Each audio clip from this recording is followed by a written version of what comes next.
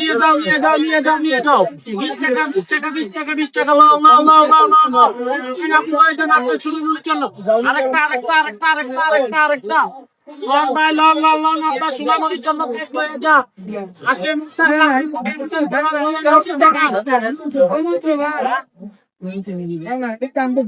ভাই কম নাই রে বন্ধু